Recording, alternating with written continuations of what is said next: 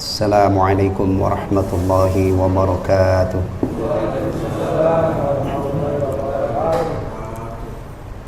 Bismillahirrahmanirrahim.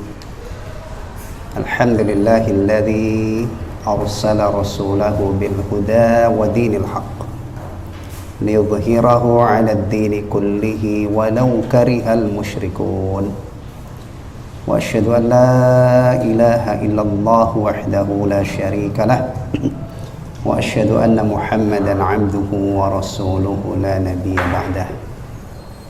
Sallallahu alaihi wa ala alihi wa ashabihi wa man tabi'ahum bi ihsanin ila yaumiddin. Amma ba'd. Ma'asyiral muslimin wal muslimat. Biasanya ada kaum muslimat di sana ya, ngikutin ya.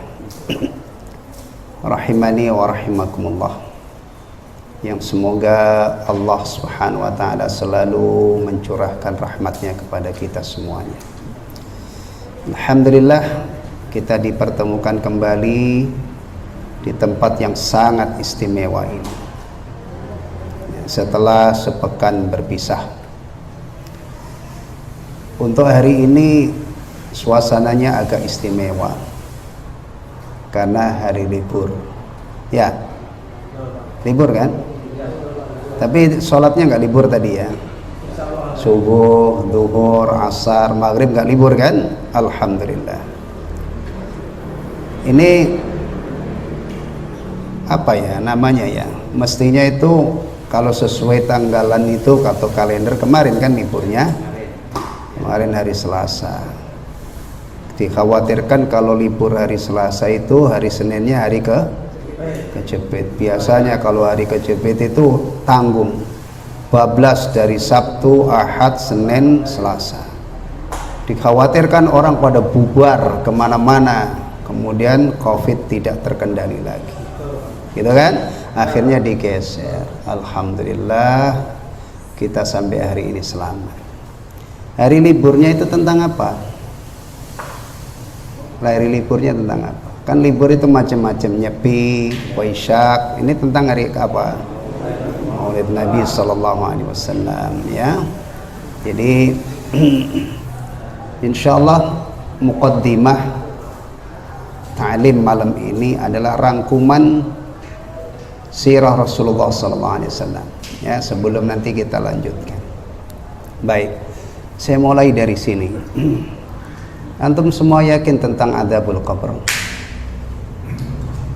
Atau yang lebih umum sebelum adzabul qabr, antum yakin adanya fitnatul qabr? Fitnatul qabr. Pertanyaan bagi penghuni baru yang baru masuk ke alam barzakh. Antum percaya? Hah? Harus. Ya, maaf, saya memaksa ini. Kalau antum nggak percaya, saya katakan harus. Nanti kalau kita sudah masuk ke alam barzakh, itu akan disambut oleh dua malaikat. Namanya siapa? Antum sudah kenal namanya? Munkar wa Nakir. Alhamdulillah, masih ada yang kenal. Kemudian materi ujian yang akan diajukan oleh penanya di alam barzakh itu apa? Man rabbuka, berarti itu tentang siapa Rabbmu.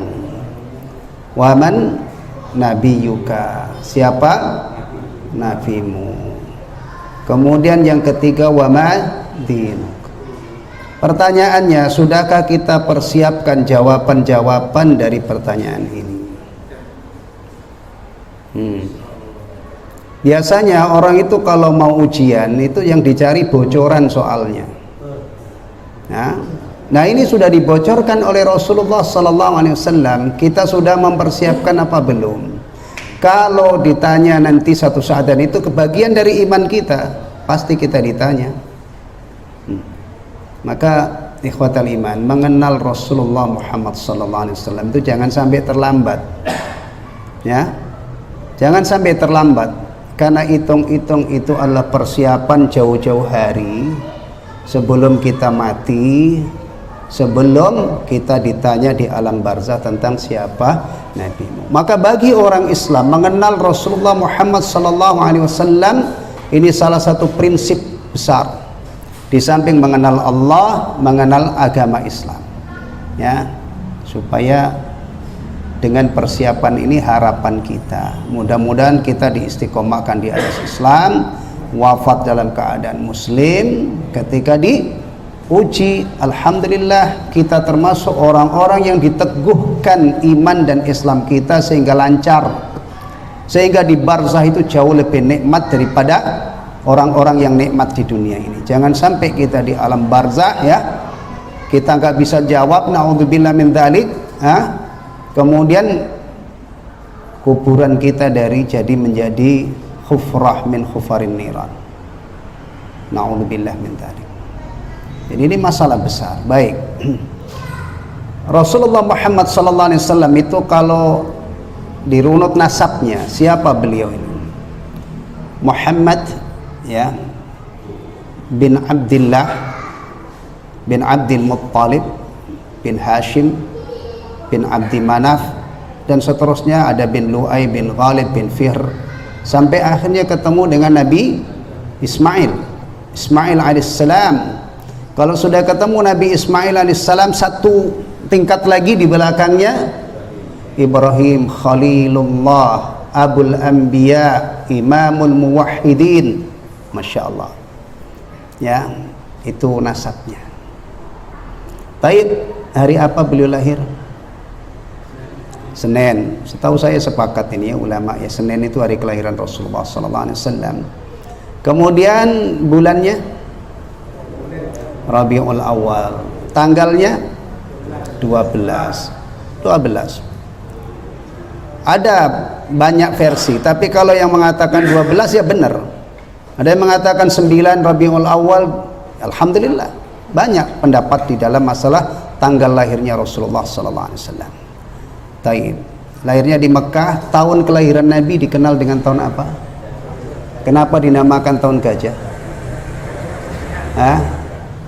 Apakah ini sama dengan sio Cina itu ada tahun tikus?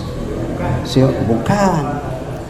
Ini bertepatan ya, lahirnya Nabi sallallahu alaihi wasallam itu bertepatan dengan peristiwa dahsyat ya, yang Allah kisahkan dalam surah Al-Fil, yaitu Allah menghancurkan Abrohah yang hendak menghancurkan Ka'bah itu pada tahun itu Rasulullah sallallahu alaihi wasallam lahir, maka dikenal Amul Fil, tahun gajah. Taib, lahirnya di Mekah ya.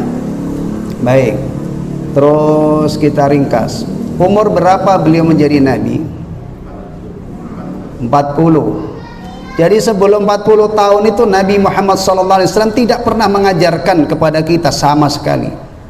Belum ada catatan qala Rasulullah SAW atau an Abi Hurairah radhiyallahu an Ibni Umar radhiyallahu an Aisyah radhiyallahu anha qalat dan seterusnya. Belum ada.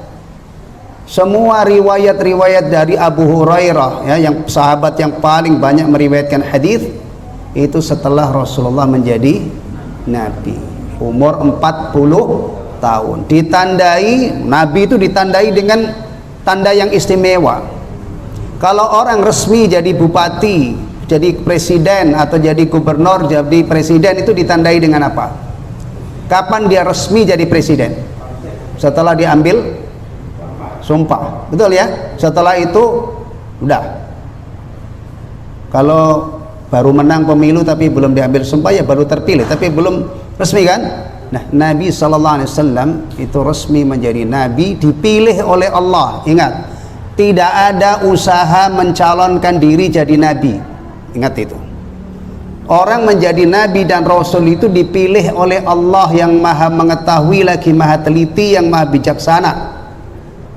Maka jangan pernah protes tentang siapapun yang dipilih oleh Allah menjadi rasulnya ya, nyari gara-gara itu namanya ya kan.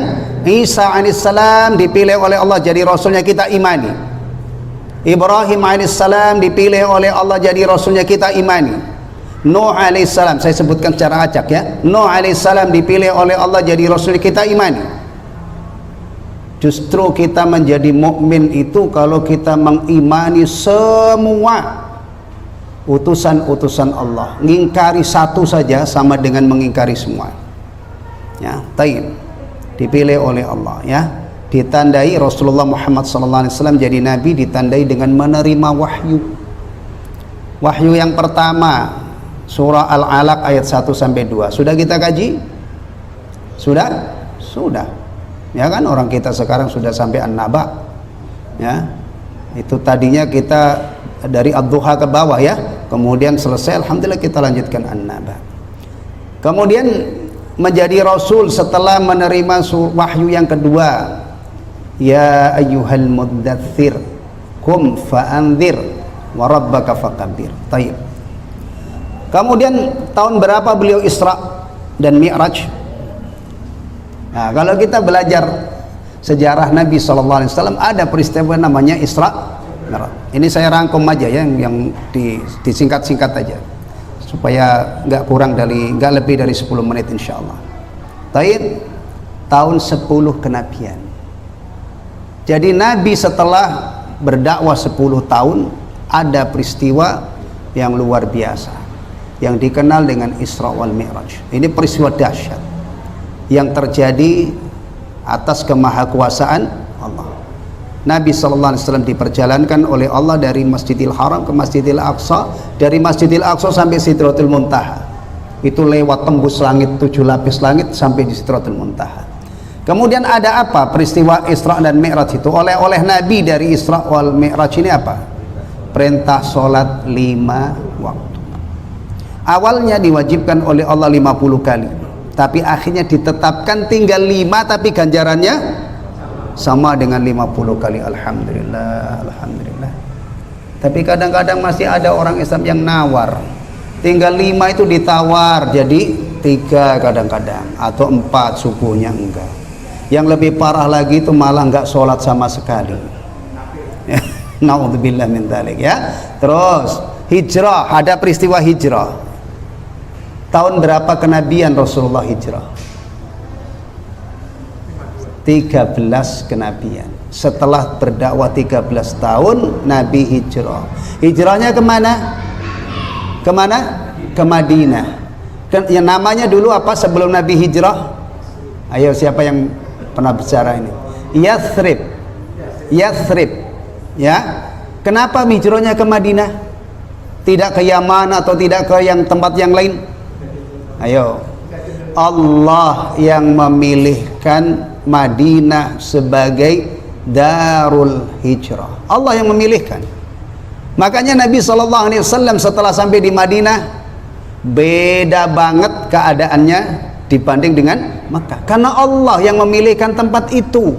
Allah tidak mungkin menyia-nyiakan hamba-hambanya yang beriman. Tidak mungkin Allah menyuruh ke Madinah kemudian sampai di sana pada celaka semua, pada sengsara, pada susah. La. Allah tidak akan pernah menjerumuskan, apalagi orang yang paling Allah cintai, manusia yang paling istimewa, dipilihkan oleh Allah Madinah sebagai darul hijrah. Dah sampai di Madinah, ya luar biasa perkembangan Islam di sana. Kemudian wafat tahun berapa Hijriah? Di Madinah berapa tahun Rasulullah? 10 tahun, ya. Berarti 10 mulai hijrah ini sejarah dihitung pakai tahun hijrah. Tapi kalau sebelum hijrah dihitung pakai kenabian. Isra Mi'raj 10 kenabian, hijrah 13 kenabian setelah beliau menjadi nabi. Tapi setelah peristiwa hijrah, apalagi hijrah telah di zaman Umar bin Khattab radhiyallahu an, telah ditetapkan sebagai dasar penghitungan takwim kalender Islam, maka peristiwa-peristiwa itu dihitung dengan tahun berdasarkan hijrahnya Rasulullah SAW. Wafat di Madinah. Taib. Wafatnya hari apa? Wafatnya hari apa? Tadi antum ketika saya tanya, ya kan, alhamdulillah saya dari kecil ini, dari sebelum sunat, ya. Jadi waktu ibtidaiyah saya sudah tahu karena belajar. Nabi itu lahirnya 12 Rabiul Awal hari Senin. Kalau dikaitkan dengan dihitung tahun Masehi antara 571 atau 572, berkisar itu Masehi. Sekarang saya tanya, ini saya ringkas sudah sampai wafatnya Rasulullah SAW di Madinah kan, untuk antum lengkapi ilmu ini ya. Kalau antum punya keyakinan Rasulullah lahir hari Senin, maka Rasulullah wafat hari Senin. Kalau antum punya keyakinan pendapat bahwa Rasulullah wafat tanggal 12, maka lahir 12, maka Rasulullah wafat tanggal 12. Bulannya juga sama, Rabiul Awal. Renungkan ini, subhanallah. Sebagaimana rasul-rasul yang terdahulu wafat, maka Rasulullah pun wafat. Manusia biasa. Dari sisi kemanusiaannya ya, umurnya ditentukan oleh Allah Subhanahu wa taala. Rasulullah sallallahu alaihi wasallam mengkabarkan bahwa umur umatnya itu berkisar antara 60 sampai 70. Ternyata beliau diwafatkan oleh Allah, dan Khulafaur Rasyidun semuanya juga sekitar itu kecuali satu orang. Siapa yang umurnya 80 itu? Utsman ya, radhiyallahu anhu. Masya Allah.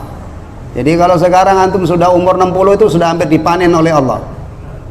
Ya, yang sudah 60, yang sudah 50 siap-siap. Ya, udah tua.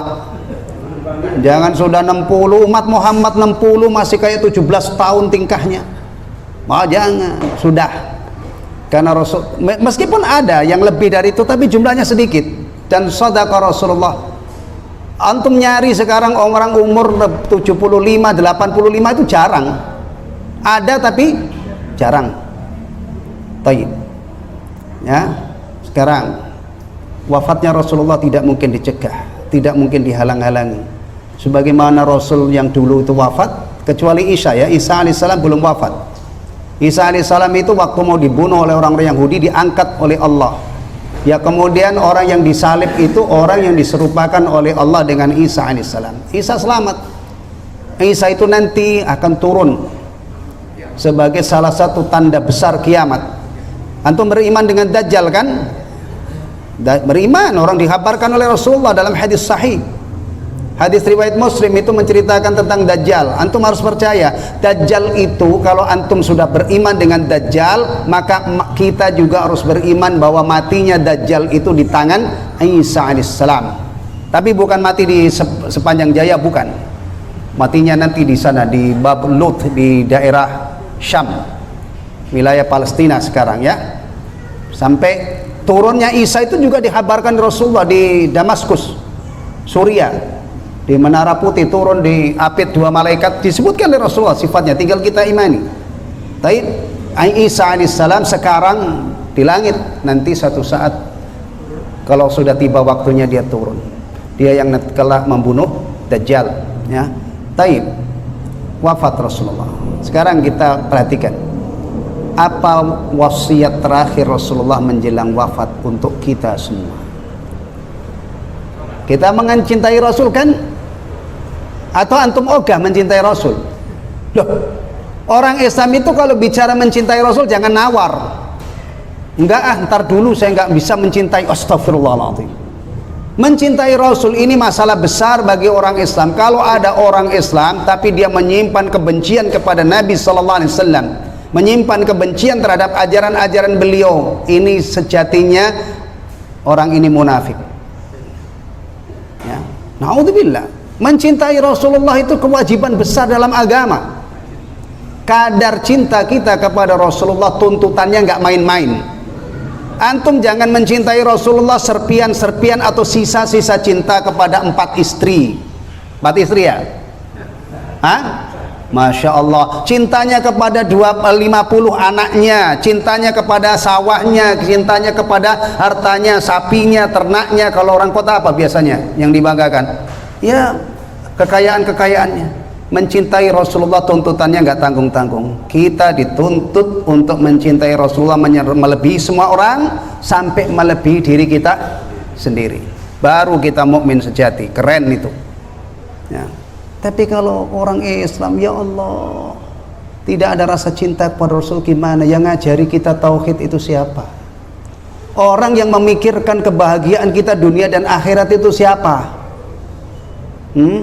Rasulullah sallallahu alaihi wasallam. Kalau sekarang ada ustadz-ustadz, kiai-kiai pada sayang sama orang, Bahkan ada dai-dai di pelosok negeri sana ya, masuk keluar hutan mensyahadatkan orang supaya masuk Islam. Itu semua melanjutkan perjuangan Rasulullah sallallahu alaihi wasallam. Ya, Rasulullah itu berhak dicintai oleh umatnya melebihi dirinya masing-masing, melebihi semua orang. Karena baiknya Rasulullah luar biasa dan perhatiannya Rasulullah supaya kita bahagia, supaya kita selamat itu luar biasa. Ya.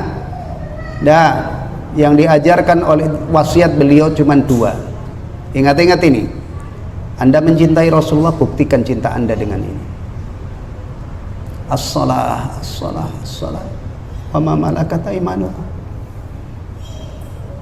Ini sudah disampaikan oleh Rasulullah di saat nafasnya sudah tersengal-sengal. Yang dipikirkan itu umatnya. Urusan keluarga sebelum itu. Terakhir wasiat Rasulullah itu untuk umatnya. Diwasiati 2 hal yang merangkum, mewakili totalitas agama ini. 2 hal. As-salah, as-salah, as-salah. Wa ma malakat aymanukum. Salat, salat, salat. Dan hamba sahaya yang kalian miliki. Allahu Akbar. Berarti tegakkan salat, jaga salat ya. Dan berbuat baiklah kepada hamba sahaya yang kalian miliki. Salat itu yang paling pokok sebelum kita salat apapun itu adalah salat 5 waktu. Itu yang menjadi tiang agama. Itu yang merupakan salah satu rukun Islam. Kemudian jangan puas dengan salat 5 waktu, tambahin. Ya, kita stop salat-salat sunnah untuk menutupi kekurangan-kekurangan salat fardu. Nanti kalau sudah dihisab di hadapan Allah Subhanahu wa taala. Salat, ya, jaga 5 kali sehari, ya. Baik. Kemudian berbuat baiklah kepada hamba sahaya. Kalau kepada hamba sahaya saja disuruh berbuat baik, bagaimana kepada ibu, bagaimana kepada bapak, bagaimana kepada paman, om, kerabat karib, ya, bagaimana kepada sesama manusia yang derajatnya lebih tinggi dari ini, termasuk bagaimana dengan istri. Hamba sahaya saja, orang yang punya hamba sahaya di kala itu disuruh berbuat baik. Nah, kita sekarang nggak ada yang punya hamba sahaya, yang ada itu punya pembantu. Pembantu itu derajatnya lebih tinggi daripada hamba sahaya, mereka orang merdeka. Ya, jangan meremehkan urusan dengan sesama manusia. Orang-orang yang faham tentang ajaran Allah dan Rasulullah sallallahu alaihi wasallam, di samping dia menjaga hubungan dengan Allah, menauhidkan Allah, kemudian sepanjang hidupnya dia menunaikan ibadah kepada Allah, dia juga akan berbuat baik kepada sesama manusia. Bahkan dalam ajaran Islam, ya, dosa terhadap sesama manusia itu untuk mendapatkan ampunan dari Allah lebih sulit, lebih rumit dibanding dengan dosa yang langsung kepada Allah Subhanahu wa taala. Inilah Islam. Ya, jadi kalau kita orang Islam menerapkan Islam kita adalah menjaga 2 hubungan ini. Tiap hari sholat 5 waktu. Meskipun antum mengalami pendarahan, tidak mungkin laki-laki itu libur karena haid. Maaf saja ya, misalnya ini ada orang buang air ke seni, ternyata yang keluar itu darah. Dia tidak mungkin mengatakan hari ini saya nggak sholat ya, saya haid. Itu bukan haid. Atau misalnya ya, sedang buang air besar kemudian keluar darah, itu sama sekali tidak menghalangi dia sholat. Bahkan wanita saja kalau darahnya itu istihadah, bukan darah haid dan nifas, dia tetap sholat. Masya Allah. Ya, jaga. Mudah-mudahan ya kita diberi taufik oleh Allah Subhanahu wa taala bisa istiqamah di atas Islam, ya, yaitu yang diajarkan pertama kali oleh Rasulullah, tauhid. Mudah-mudahan kita sekali bertauhid, sekali beriman, tetap beriman sampai mati, dan juga menjaga wasiat terakhir tadi, yaitu berbuat baik kepada Allah, menjaga salat 5 waktu, dan berbuat baik kepada sesama manusia. Ini yang ingin saya sampaikan, mumpung momennya itu tepat ya. Alhamdulillah kita tadi menikmati hari libur karena diliburkan ya. Ya, digeser ya karena digeser gitu, bukan maunya kita. Taib, mari kita lanjutkan. Kemarin sudah sampai ayat berapa kemarin? Ayat 26 kemarin ya, atau 25, illa hamima wa ghassaqa. Baik, kita lanjutkan menelaah tafsir surah An-Naba ayat Kita mulai dari ayat 26, halaman 15. Silakan antum buka halaman 15.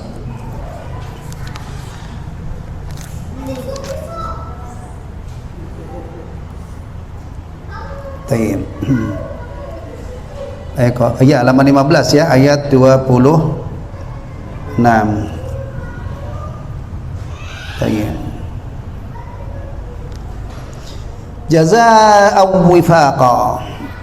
Mereka mendapatkan adab yang mengerikan ini sebagai pembalasan yang setimpal. Ini pembalasan yang setimpal ya, pembalasan yang seadil-adilnya. Karena siapa yang memberi pembalasan ini? Yang memberi pembalasan ini siapa? Allah. Allah tidak mungkin berbuat zalim. Ya. Jadi kalau ada adab seberat ini, kekal di neraka, kemudian tidak merasakan kesejukan ya, tidak mendapatkan minuman yang menyegarkan, yang ada itu cuman hamim. Masih ingat? Hamim itu sifatnya apa? Menyiksanya hamim itu karena apanya? Panasnya yang luar biasa. Kalau ghasak ya, itu menyiksanya karena apa? Bau busuknya dan menjijikkannya. Beda hamim dan ghasak. Nah, ini kan adab berat banget ya, tapi Allah nyatakan jazaa'u wifaqa, sebagai pembalasan yang setimpal. Berarti orang ini telah melakukan dosa-dosa yang sangat besar ya. Tolong ya, urusan dosa itu jangan kita pakai hawa nafsu. Nanti tidak ada lagi dosa besar lagi, semuanya kecil, atau bahkan kadang-kadang yang dilarang oleh Allah dianggap apa? Biasa, atau dianggap tidak apa-apa. Na'udzubillah min dzalik ya. Terhadap apa yang telah mereka perbuat, Allah sama sekali tidak menzalimi mereka. Kalau di dunia ini kadang-kadang itu ada orang mendapatkan siksaan itu, ya Allah ya, kesalahannya sepele tapi siksaannya berat. Kadang-kadang ada orang itu cuman melihat orang itu, wow, yang dilihat ini orang kejam, orang gana, dihajar orang itu hanya gara-gara cuman melihat gitu ya. Ada orang tuh galak banget kadang-kadang, padahal orang melihat itu mungkin macam-macam ya. Kok saya kelihatannya kenal sama orang ini, siapa dia, kan kadang-kadang begitu ya. Ada. Atau kadang-kadang orang melakukan kesalahan kecil dapat hukuman berat, bisa jadi. Ini dunia. Tapi lihat, hukuman seberat ini tidak mungkin karena Allah berbuat aniaya atau berbuat zalim. Pasti memang dikarenakan dosanya itu layak untuk dibalas dengan balasan yang seadil-adilnya dengan siksa ini. Justru mereka lah yang menzalimi diri mereka sendiri. Demikianlah maka Allah menyebutkan amalan-amalan yang dulu mereka kerjakan sehingga mereka mendapatkan adab ini. Ikhwatul iman, antum kalau mendengar ayat seperti ini, ada adab yang luar biasa di akhirat, apa yang antum lakukan? Antum pasang badan biarin saya masuk neraka? Ada loh orang-orang yang berani nantang neraka itu, dan itu bukan orang luar ya. Artis itu kan hidupnya transparan banget karena laku untuk dijual. Ada artis yang berani nantang neraka, itu artis ya, yang nggak tahu orang-orang lain ya. Dari sekian banyak orang juga mungkin ada yang pernah berani ngomong ya, cuman nggak artis ya, jadi nggak diekspos, nggak aneh. Kadang-kadang orang itu ngeremehin neraka, diinget, neraka apa, dosa-dosa apa, gue sendiri yang nanggung, lo mau apa? Astagfirullahaladzim. Orang begini ini ya, sebenarnya kita kasihan. Mungkin di kalangan orang-orang yang sejenis mungkin dipuji-puji, wah si fulan itu gila, itu dia berani banget, itu nekat banget. Tapi kalau orang yang faham masalah ini, sebenarnya orang seperti ini kasihan banget ya, kasihan banget. Nanti kalau sudah di haribaan Allah gimana? Orang-orang yang berakal, jangankan adab seberat ini, paku aja di dunia ini itu dia hindari. Orang-orang berakal itu loh, lecet aja di dunia ini dia hindari. Antum pernah ada orang itu sengaja membuat badannya lecet, dia guling-guling di aspal itu supaya lecet, itu ada nggak? Kecuali orang gila. Padahal cuma lecet, nanti bisa di betadin, bisa di ini. Atau misalnya orang nekat, hanya urusan api dunia ini. Dia misalnya ada sengaja, dia ngerebus air, setelah mendidih dia mandi dengan air mendidih itu. Atau kakinya misalnya dia kucur dengan melocot kulitnya kan. Kemudian ditanya, kamu kok begitu, ngapain itu? Biarin, toh ada operasi plastik, ada dokter spesialis yang menangani luka bakar. Nanti habis itu saya berobat. Kira-kira tindakan begini ini bisa diterima akal sehat apa enggak? Baik, sepakat kita ya. Apalagi kalau adab seperti ini, berarti kita akan berusaha untuk menghindarinya. Antum perhatikan, tadi disebutkan mereka mendapatkan adab yang separah ini karena perbuatan-perbuatan mereka yang dilakukan di dunia. Kalau kita ingin terhindar dari adab ini, berarti jangan lakukan perbuatan-perbuatan orang kafir ini yang menyebabkan mereka dapat adab berat. Ya, itu perjuangan kita. Apa sih yang pertama? Innahum kanu la yarjuna hisaba. Firman Allah Ta'ala, sesungguhnya mereka tidak takut terhadap hisab, atau tidak yakin dengan adanya hisab. Berarti mari kita tanamkan akidah, tanamkan iman tentang kepastian adanya hisab. Karena ini difirmankan oleh Allah, disabdakan oleh Rasulullah SAW. Bahkan kalau seandainya ya kita itu rajin Jumatan dan Jumatannya itu normal, surah yang dibaca adalah surah yang biasa dibaca oleh Rasulullah SAW, ya, dan kita faham apa yang dibacakan oleh imam, insya Allah apes-apesnya setiap minggu iman kita tentang adanya hisab itu dipupuk dan ditajdid, diperbaharui lagi. Inna ilaina iyabahum thumma inna alaina hisabahum. Al-Quran dan dalil-dalil yang lain ya. Termasuk juga biasanya pasangannya surah Al-Ghasyiyah itu rakaat pertama surah apa? Surah apa? Surah Al-A'la ya. Kalau kita mendengar imam membaca surah Al-A'la, itu seharusnya kita selalu ingat akhirat, bahwa akhirat itu lebih baik dan lebih kekal. Qad aflaha man tazakka wa dzakara asma rabbih fasalla bal tu'thiruna al-hayata ad-dunya wal akhiratu khairun wa abqa. Ya kan?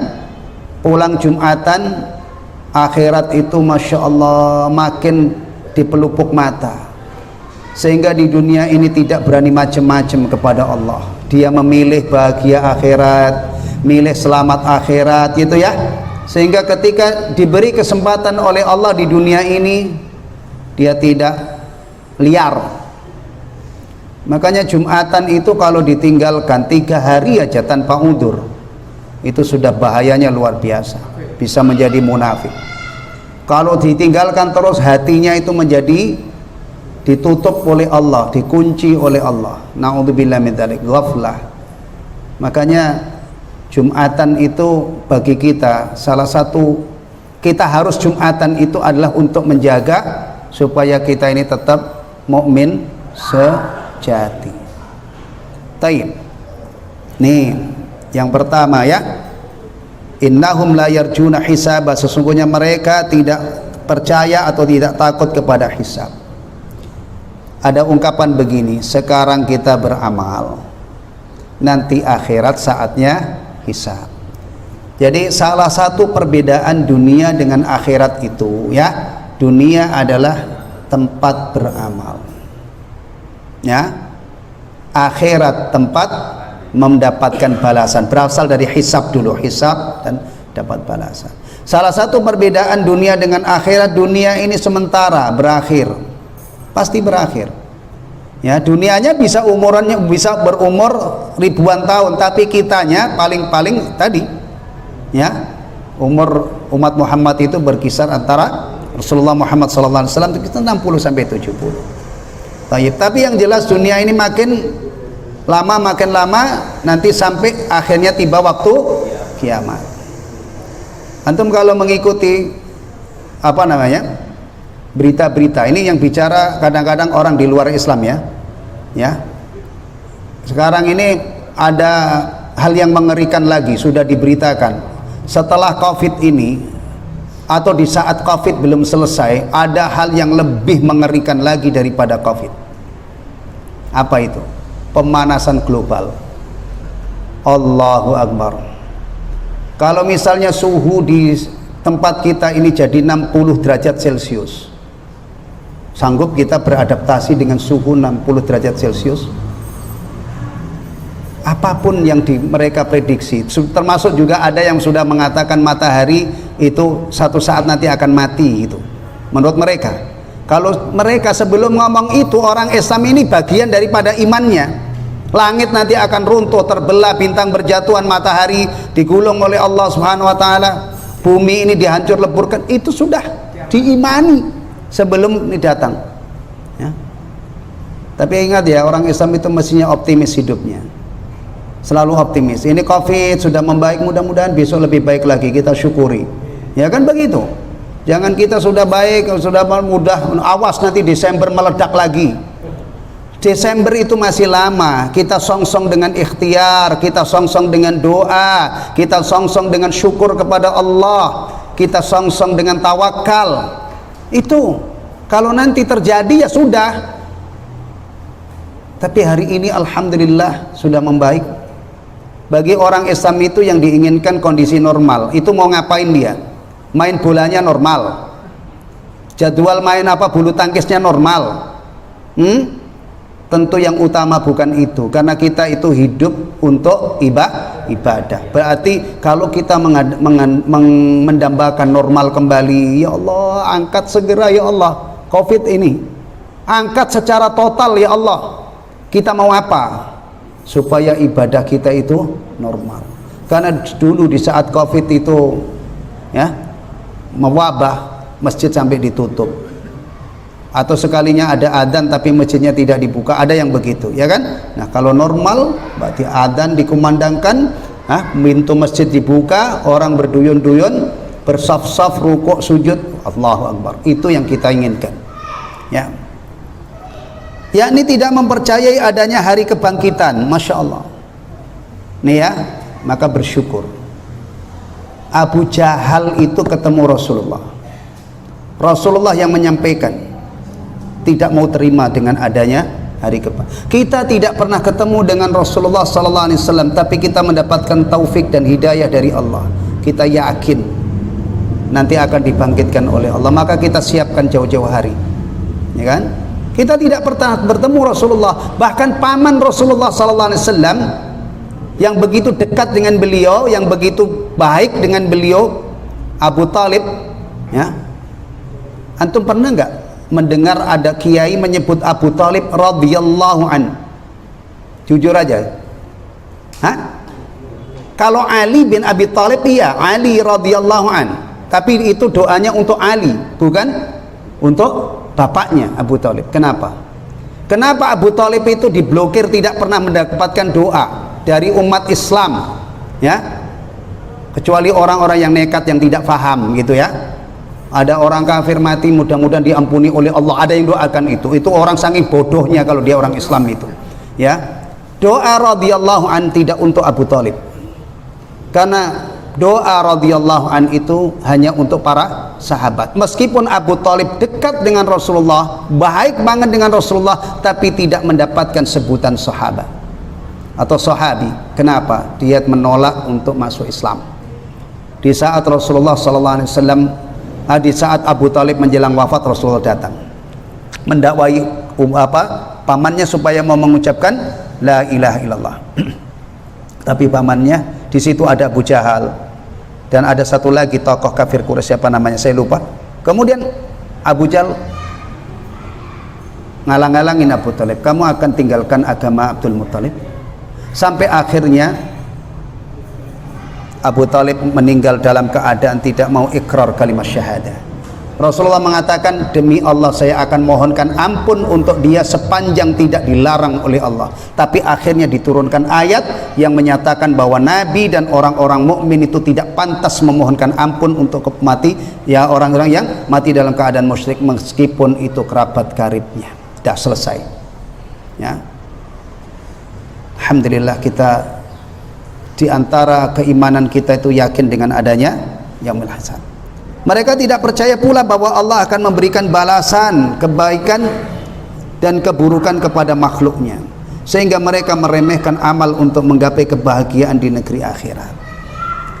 Sekarang saatnya beramal, batasnya selesai beramal mati, nanti balasan sepenuhnya itu di akhirat setelah hari kebangkitan. Ini juga telah diajarkan oleh Rasulullah, dipertegas oleh beliau. Tidak ada seorang di antara kamu melainkan akan diajak bicara oleh Allah tanpa ada penerjemah antara dia dengan Allah. Ya, orang ini di hadapan Allah akan dihisab oleh Allah, ya, dan semua hal akan selesai di situ. Ya, dulu kedoliman yang tidak terselesaikan pasti selesai di mahkamah Allah.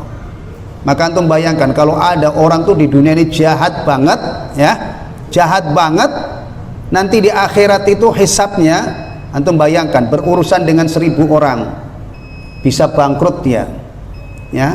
Kalau orang ini ahli ibadah saja itu terancam bangkrut di mahkamah Allah karena keadilan Allah saat itu adalah orang-orang yang terdolimi itu, kebaikan orang ini dipindahkan kepada orang-orang mukmin yang teraniaya. Kalau urusannya belum selesai, kemudian urusannya masih menumpuk nih, masih ngantri nih, banyak banget belum selesai, maka diambillah dari kesalahan-kesalahan orang yang teraniaya itu ditimpakan kepada orang ini, faturiha finnar. Itulah yang dijelaskan oleh Rasulullah, si bangkrut, ya, si pailit di akhirat. Bahwa amalan sholat, bahwa amalan-amalan banyak sekali kebaikannya, tetapi jahatnya sama manusia juga banyak, pasti selesai di hadapan Allah. Maka tadi saya ingatkan, mengamalkan Islam itu adalah ihsan kepada Allah dan ihsan kepada sesama manusia. Alhamdulillahilladzi bi ni'matihi tatimmus shalihat. Nanti berikutnya kita telah pada pekan depannya insyaallah. Terima kasih atas perhatian antum semuanya. Mudah-mudahan apa yang kita pelajari hari ini kita dapat tambahan ilmu yang bermanfaat. Amin amin ya rabbal alamin. Subhanakallahumma bihamdika asyhadu an la ilaha illa anta astaghfiruka wa atubu ilaik. Assalamualaikum warahmatullahi wabarakatuh.